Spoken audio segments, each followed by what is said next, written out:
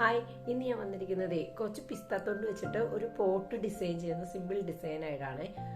പോട്ടെന്നായിട്ട് പറയാൻ പറ്റത്തില്ല, ഒരു പഴയ മൺഭരണിയാണ് അത്. ശരിക്കും അത് ഇങ്ങനെ വെറുതെ ഇരിക്കുകയാണ്. അപ്പം നമുക്കത് ഒരു പോട്ട് പോലെ ആക്കിയെടുക്കാം നമുക്ക്. അപ്പം അത് നമുക്ക് ഭംഗിയായിട്ട് വെക്കാമല്ലോ.